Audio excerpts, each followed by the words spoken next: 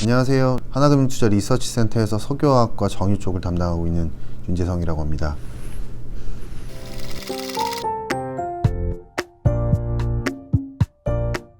최근에 저희 업종 주가가 좀 퍼포먼스들이 괜찮습니다. 그러다가 최근에 좀 조정이 좀 나오고 있는 상황인데요. 이 산업 같은 경우는 사이클 산업입니다. 되게 움직이기 시작하면 2년에서 3년을 주기로 움직이기 때문에 단기 조정의 기회를 저는 매수의 그 기회로 삼아야 된다고 생각을 하고 있고요. 그런 관점에서 큰 사이클의 관점에서 좀 말씀을 드려보도록 하겠습니다. 그래서 이번 주는 사이클에 대한 얘기라고 보시면 될 것 같고요. 이 석유화학의 사이클이 몇 년을 주기로 움직이는지에 대한 부분인데요. 이 제품 같은 경우는 HDP라고 플라스틱이라든지 비닐 만드는 데 쓰이는 제품이라고 보시면 됩니다. 시장 규모가 가장 크고요. 그래서 석유화학 업종을 보실 때 대표성이 있는데 2002년 3년도가 그 과거 바닥이었고요. 그 이후에 2011년도가 바닥이었습니다. 12년도가 바닥이었는데 대략 7년에서 8년 주기로 움직이죠. 그리고 이번에 2020년대 바닥을 찍고 다시 올라오기 시작을 했습니다. 그래서 이 사이클의 큰 그림은 대략 6년에서 7년 정도를 주기로 움직인다라고 보시면 될 것 같고요. 주가 또한 비슷한 모양새를 보입니다. 그래서 이 사이클은 큰 주기가 있다라고 생각하시면 될 것 같고, 보시면 한번 올라갈 때는 3년 주기로 올라가고요. 내려올 때도 한 3년에서 4년 주기로 내려오기 시작을 합니다. 그래서 한번 사이클의 방향성을 잡으면 최소 3년 동안 올라가는 그림이다 라고 말씀드리는 거고요. 오른쪽 그림 한번 보시면 제품별로 좀 사이클이 다르긴 합니다. 부타디엔 같은 경우는 시장 규모가 좀 적고요. 보통 5년에서 7년 주기로 움직인다고 보시면 될 것 같습니다. 어쨌든 이런 제품들이 다 모여져서 전체 석유화학 사이클이 형성이 되는데, 그 전체적인 주기가 보통은 6년에서 한 8년 정도 된다고 보시면 될 것 같고요.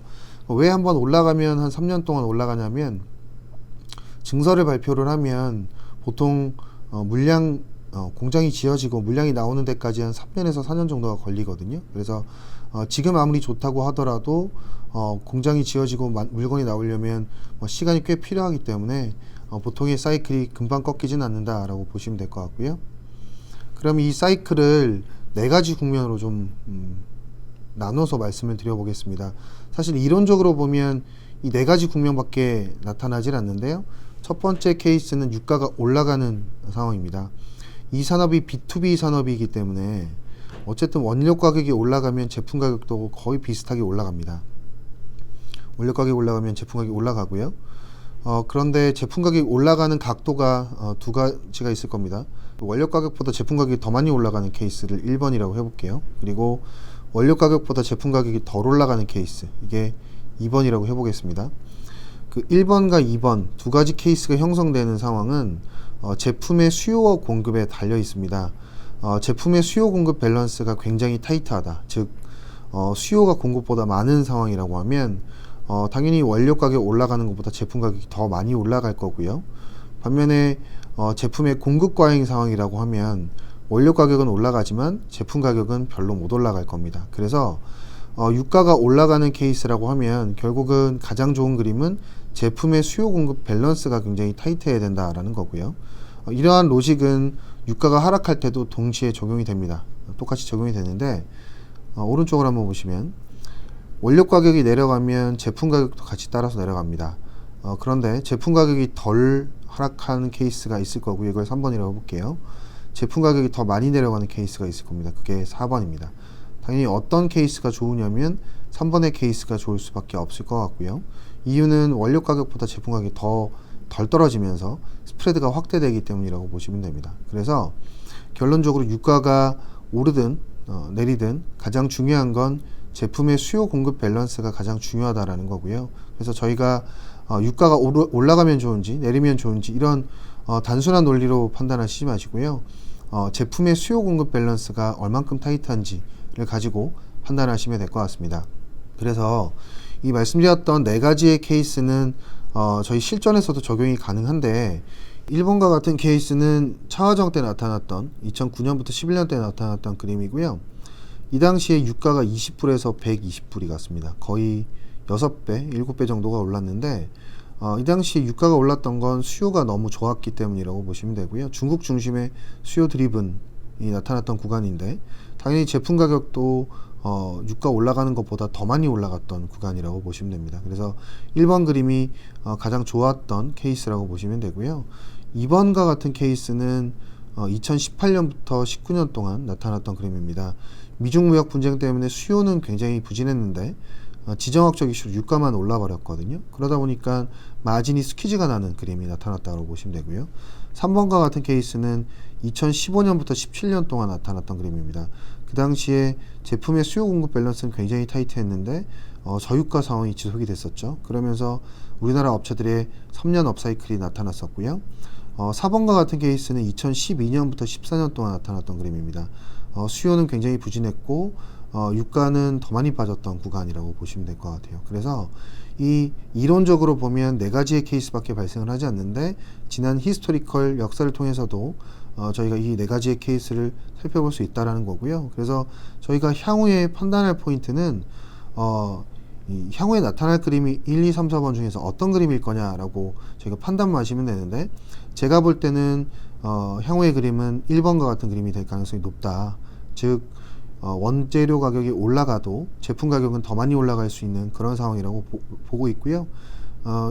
이러한 증거들은 최근에 실제로 나타나고 있습니다. 유가가 오르지만 제품 가격이 더 많이 올라가면서 스프레드가 더 확대되는 모습이 나타나고 있거든요. 그래서 큰 사이클로 보면 이제 1번의 그림으로 가고 있고 향후 한 2, 3년 동안은 이러한 모습들이 나타날 수 있다고 보고 있습니다. 그 보셨던 석유화학 업황의 사이클은 굉장히 박스권에서 움직이는 경향이 강한데 업체들의 주가를 한번 보시겠습니다. LG화학의 장기 주가 차트인데요. 과거부터 보시면 저점을 높이면서 계속 올라가는 그림이 나타나고 고점도 계속 높아지는 모습이 나타나죠. 롯데케미칼 같은 경우도 마찬가지입니다. 저점을 계속 높이면서 올라가고요. 고점도 계속 올라가는 모습이 나타납니다. 금호석유도 마찬가지고요. 바닥을 높이면서 고점도 높이면서 계속 올라가고요. 대한유화 같은 경우도 마찬가지입니다. 바닥을 높이면서 고점을 높이면서 올라갑니다. 제가 지금 이러한 사례들만 모아서 보여드렸는데요. 어떤 업체들 같은 경우는 저점과 저점이 똑같고요. 고점과 고점이 똑같은 업체들도 많습니다.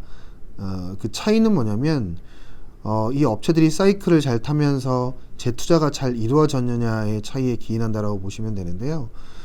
이 앞서 보셨던 대한유화라든지 금호석유라든지 LG화학, 롯데케미칼 같은 업체들은 사이클을 통해서 벌어들인 이익들을 재투자를 잘해서 회사의 캐파, 공장의 규모를 계속 늘려 나갔고요.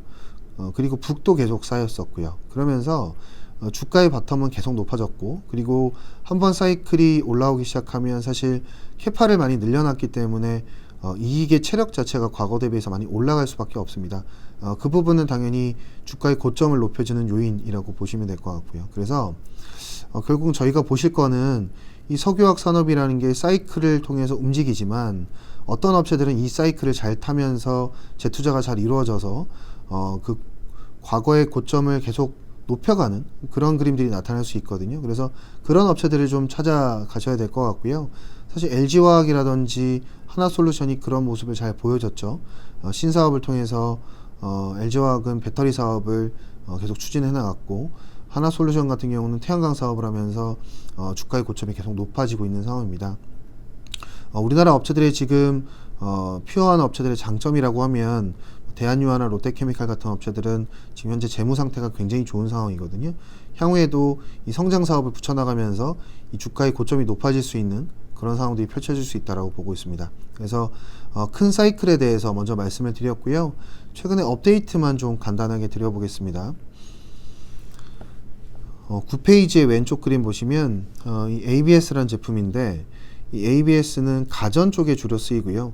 자동차 내외 장재에도 쓰이고 장난감의 원재료로도 주로 쓰입니다. 보시는 차트는 ABS의 마진 차트인데 2011년 차화점 고점을 이미 넘어서 있는 상황이고 마진이 지금 20년대 최대치까지 올라와 있는 상황입니다. 오른쪽에 보시는 BPA 같은 경우도 가전이라든지 자동차, 페인트 원료 이런 쪽에 쓰이는데 마진이 지금 15년 내 최대치까지 올라와 있는 상황이죠. 그래서 과거 차화정 때 봤었던 그런 마진보다도 더 좋은 마진들을 시현하는 제품이 늘어난다라고 보시면 될 것 같고요. 10페이지를 한번 보시면 이런 앞서 보셨던 차트의 마진들을 보시면서 공급적인 영향 때문에 마진이 좋아진 게 아니냐라는 의문을 가지실 수가 있습니다. 코로나 영향이 좀 있었지 않았을까라고 추정을 하시는데, 제가 볼 때는 이 가동률, 지금 중국 가동률인데요, ABS 중국 가동률이 100%에서 도달한 지가 꽤 오래됐습니다. 중국 BPA 가동률도 마찬가지 상황이고요.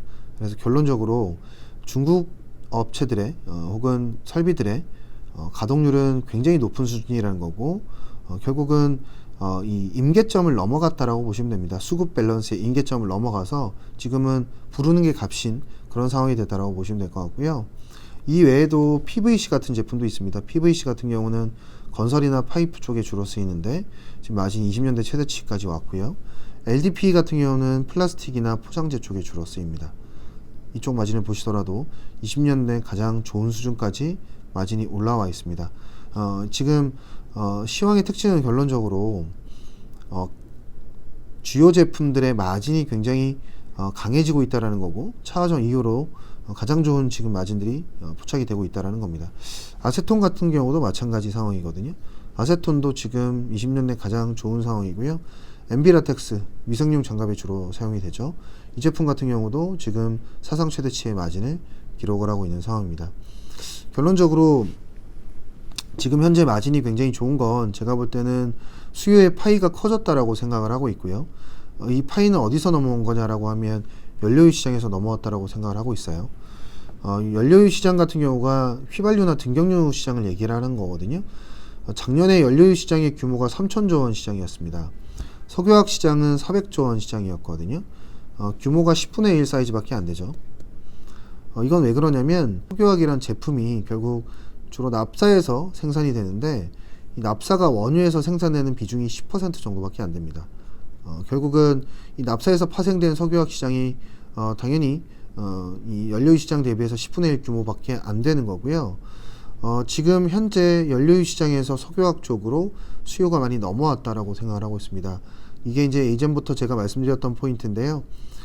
이동을 못하고 여행을 못하면서 집안에 있으면서 하는 행위들을 한번 생각해 보시면, 아이들한테 장난감도 많이 사주시고요, 가전제품도 많이 소비를 하시고 리모델링도 많이 합니다.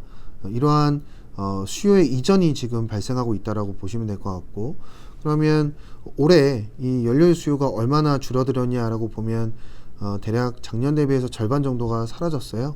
1,500조 원이 없어졌는데, 이 중에서 10%만 석유화학 시장으로 온다고 하더라도 150조 원이 석유화학 시장으로 넘어오는 거고요. 그러면 이 10%만 넘어와도 석유화학 시장에 미치는 임팩트는 굉장히 크다라고 보시면 됩니다. 그래서 실제로 석유화학 업체들이랑 얘기를 해봐도 영업사원들이 이런 얘기를 한대요. 수요의 파이가 많이 커진 것 같다. 그래서 지금 현재 시황이 좋은 것 같다. 이런 얘기를 하거든요. 그래서 지금 현재 경기와 무관하게 사람들의 생활 방식의 변화 때문에 석유화학 수요는 굉장히 커졌다라고 보시면 될 것 같고요. 이러한 부분들이 현재 시황 호조를 이끌고 있는데, 아마 내년부터는 경기가 바닥을 찍고 올라오면서 기존의 의류라든지 자동차 같은 저희 기저에 깔려있던 석유화학 수요들이 올라오기 시작을 할 겁니다.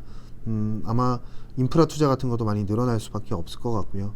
그래서 기저에 깔려있던 석유화학 수요들이 이제 막 회복되기 시작하면서 내년도의 석유화학 수요는 더 좋을 수밖에 없다라고 말씀드리고요. 그리고 백신 접종에 대해서도 생각을 해보실 건 있어요.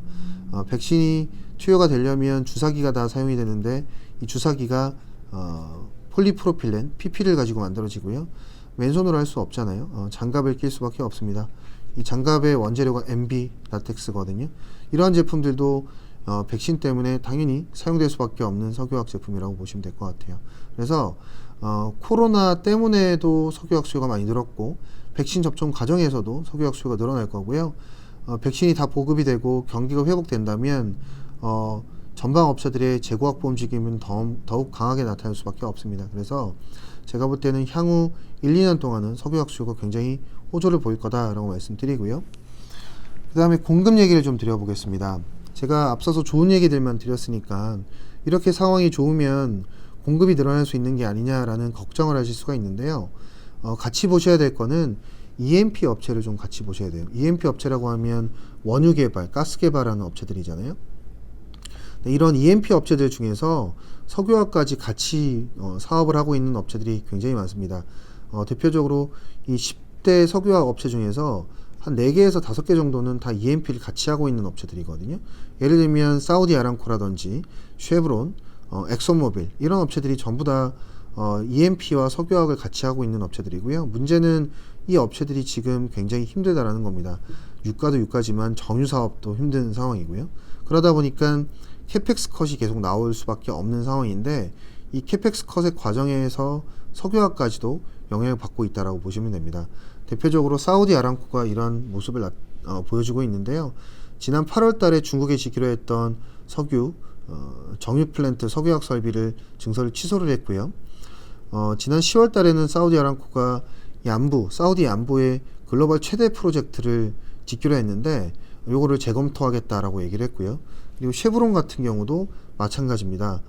미국에 짓기로 했던 석유화학 설비 증설을 연기하겠다라고 발표를 했습니다. 거기다가 지지난주 같은 경우는 포모사에서 발표했는데요. 미국에다 짓기로 했던 석유화학 플랜트 증설을 무기한 연기하겠다라고 밝혔습니다. 결국은 EMP 업체들이 힘들어지면서 캐펙스 컷이 나오는 거고, 이게 석유화학 증설 취소 혹은 연기로 지금 뉴스 플로우가 나오고 있다라고 생각하시면 될 것 같고요. 또 하나의 괴는 뭐냐면 BP나 사솔 같은 업체들이 보여주는데요. 이 업체들은 석유화학 사업부를 매각을 하고 있습니다. 아시겠지만 BP 같은 경우는 태양광 쪽으로 좀 넘어가겠다는 얘기를 하는데, 그 과정에서 포트폴리오 조정하는 과정에서 석유화학 설비들의 매각이 나타나고 있고요. 사솔 같은 경우는 남아공업체인데 한 4년 전, 5년 전에 미국에다가 찰스레이크 ECC, 그러니까 미국 ECC 설비를 지었습니다. 이 설비가 13조를 주고 지어졌는데 이번에 매각이 됐습니다. 석유화학 업체 리온델 바젤이라는 업체에 매각이 됐고, 이게 대략 총 가치 4조가 좀 넘는 금액에 팔렸습니다. 결국 13조를 주고 지은 설비를 4조에 팔았다는 거고요. 이 판 설비를 석유화학 업체인 리온델 바젤이 인수를 해갔다는 겁니다. 결국 최근의 움직임에서 보여주고 있는 건 EMP 업체가 파는 매물들을 기존의 석유화학 플레이어들이 사가고 있다라고 보시면 될 것 같고, 결국은 이 석유화학 시장은 구조조정과 통합의 과정이 이루어지고 있다라고 보시면 될 것 같습니다. 이번에 리온델 바젤이 이 설비를 인수해가면서 무슨 얘기를 했냐면, 우리는 원래 증설을 하려고 했었는데 최근의 상황을 보니까 이 EMP 업체들이 매물들이 굉장히 싸게 내놓는다. 그러면 우리 입장에서는 이런 불확실성이 높은 상황에서 증설을 공격적으로 할 필요는 없고 오히려 싼 매물들을 M&A를 하겠다라고 밝혔거든요. 그래서 기존의 석유화학 플레이들이 원래는 증설을 하려는 목표를 많이 가지고 있었는데, 이러한 설비들이 계속 나오기 시작을 하면 공격적인 증설은 좀 제한적이지 않겠나 싶고요. 그래서 총 늘어나는 설비의 증설은 좀 제한적일 수 있다. 그래서 최근에 이 증설 발표되는 증설 취소되는 설비들이 2024년과 25년도 증설들이 대부분 취소되고 있거든요. 그래서 올해와 내년도의 시황만 잘 무난히 넘어가면 24년, 25년도까지 공급적인 부담은 전혀 없다라고 보시면 됩니다. 그래서 이러한 그림들이 실제 증설에 영향을 주고 있냐라는 건데, 17페이지 왼쪽 한번 보시면 이 그림이 뭐냐면 작년에 예상했던 증설 궤적과 올해 예상했던 증설 궤적을 비교를 하는 건데요. 2019년도와 20년도 한번 보시면 원래 생각했던 것보다 증설이 줄어듭니다. 그리고 차후에 증설 물량들이 계속 늘어나죠. 결국 증설이 딜레이되고 있다는 얘기고요. 앞으로도 이러한 그림들은 계속 뚜렷하게 목격이 될 겁니다. 제가 왜 이런 말씀을 드리냐면, 제가 이 오른쪽 그림을 보시면 4년 전에 썼던 보고서에서 그대로 가져온 건데, 2015년도, 16년도에 나타났던 그림이 똑같습니다. 14년도에 유가가 빠졌죠. 그러면서 15, 16년도에 원래 예상한 것보다 훨씬 더 물량들이 줄어드는 모습이 나타났습니다. 그러면서 15, 16년도에 업사이클로 진입을 했었거든요. 그래서 이 당시도 유가 빠지면서 캐펙스 컷이 나왔고 이게 증설에 영향을 줬다라는 건데요. 향후의 그림들 저희가 보시겠지만 한 1년 뒤면 업데이트가 될 겁니다. 1년 뒤에 보면 이 예정되어 있던 증설들이 다 줄어들어 있는 것을 확인하실 수 있다라고 생각하고 있습니다. 그래서 수요와 공급에 대해서 다 말씀을 드렸고요. 이제 마지막으로 경쟁력에 대해서 말씀드릴 건데, 이 보시는 두 개의 차트가 미국 업체들과 우리나라 업체들과의 이익률을 비교를 한 겁니다. 17년도에 사실 업황이 좋았었는데 우리나라 업체들이 미국 업체들보다 이익률이 좋지는 못했어요. 미국 업체가 훨씬 더 좋았고요.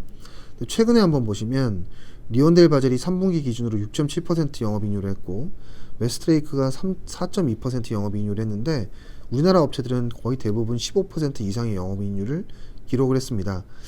이게 제가 볼 때는 원가 경쟁력이 좋아진 것도 있습니다. 가스 가격은 올랐고 유가는 빠지면서 이 오일앤가스 레이셔로 대비되는 경쟁력도 좋아진 게 있는데 그것보다 더 중요한 건 지금 현재 시황을 보면 언택트 관련 제품들이 굉장히 좋습니다. 앞서 보여드렸던 ABS라든지 BPA 같은 제품들 지금 굉장히 시황이 좋은데 북미에서 만들 수 있는 비중이 5%에서 13%밖에 안 됩니다. 거의 대부분 아시아에서 만들거든요.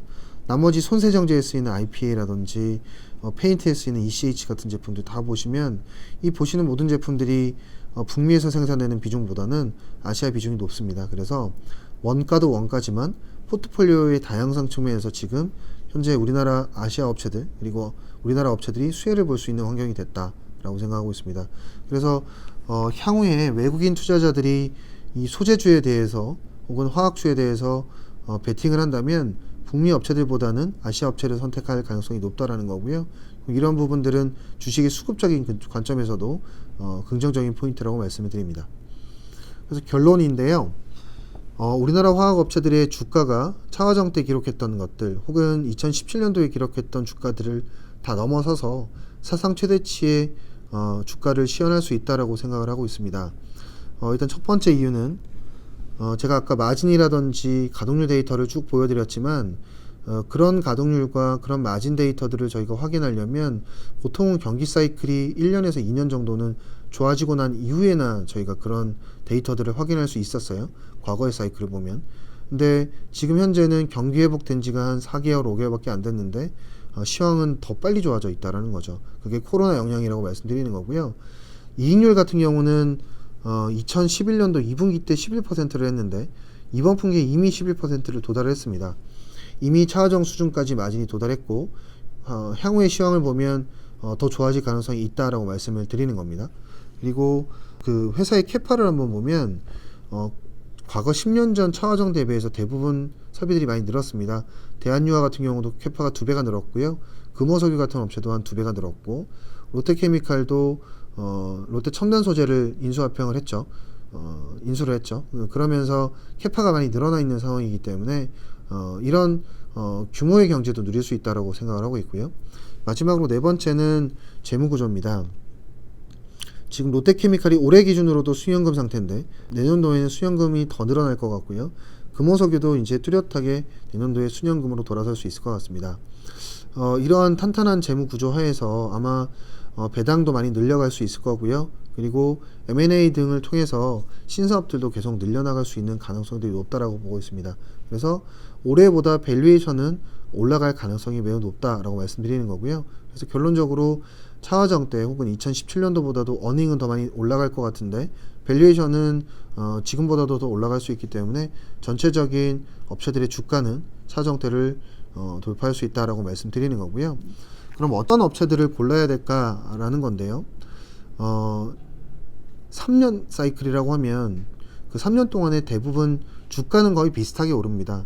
근데 해마다 많이 오르는 업체들은 좀 다릅니다. 그래서 과거의 사례를 통해서 좀 말씀드려보면 이게 2009년부터 11년 차화정 때 기록했던 사이클이고 어떤 해에 어떤 업체가 많이 올랐냐라는 건데요. 2009년도의 주가 수익률 한번 보시면 LG화학이 제일 많이 올랐어요. 금호석유가 제일 못 올랐고요. 롯데케미칼, 하나솔루션, 대한유화는 비슷하게 올랐고요. 2010년도 한번 보시면 2009년에 많이 올랐던 LG화학은 상대적으로 좀 덜 오르고요. 롯데케미칼, 하나솔루션, 금호석유 같은 못 올랐던 업체들이 좀 더 많이 오르는 모습이 나타납니다. 2011년도 한번 보시면 이제 마지막까지 금호석유는 오르고요. 나머지 업체들은 2011년도에 주가가 거의 못 오르죠. 그래서 해마다 많이 오르는 업체들은 좀 다르다라는 거고 이러한 그림들은 2015년부터 17년 동안에도 비슷하게 나타났습니다. 2015년도의 주가 퍼포먼스를 한번 보시면 대한유화와 하나솔루션, LG화학이 가장 많이 올랐는데요. 2016년도에는 이 업체들이 좀 쉽니다. LG화학도 쉬고요. 하나솔루션도 쉬고 대한유도 오르긴 했지만 2015년보다는 덜 오르죠. 그러면서 16년도에 퍼포먼스가 좋았던 업체는 못 올랐던 금호석유라든지 롯데케미칼이 퍼포먼스가 좀 좋습니다. 17년도 같은 경우도 보시면 이제 16년도에 못 올랐던 LG화학과 하나솔루션이 좀 많이 오르고요. 그 전에 많이 올랐던 대한유화나 금호석유는 좀 쉬는 모습이 나타납니다. 그래서 결론적으로 말씀드리고자 하는 거는 이 3년 사이클을 봤을 때 한 해에 많이 올랐던 업체는 다음에 좀 쉬고 못 올랐던 업체가 많이 오른다는 거고요.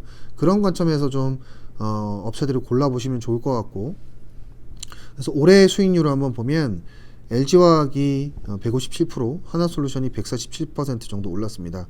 롯데케미칼, 금호석유, 대한유화가 상대적으로 못 올랐거든요. 그래서 대형주 중에서는 이런 업체들이 좀 많이 올라줄 수 있을 것 같다, 내년도에는. 그렇게 생각을 하고 있고, 중소형 업체들 중에서도 보시면 못 오른 업체들이 꽤 많습니다. 그래서 내년도에는 상대적으로 덜 오른 중소형 업체들에 대해서도 관심을 가질 필요가 있다라고 생각을 하고 있고요. 제가 탑픽으로 중소형 업체들은 말씀드리고 있는 게 효성화학이라든지 효성 TNC, 애경유화, 롯데정밀, 이런 업체들은 올해 퍼포먼스가 굉장히 떨어졌었기 때문에 최근에 시향도 좋아지고 있고 내년도에도 좀 주가가 많이 오를 수 있는 업체가 되지 않을까라고 생각을 하고 있습니다. 그래서 너무 단기적으로 보시지 마시고요. 3년 사이클 정도 업사이클을 생각을 하시고 이러한 중소형 업체들도 같이 좀 보시면 수익 내는데 많이 도움이 되지 않을까라고 생각하고 있습니다. 네, 시청해 주셔서 감사합니다.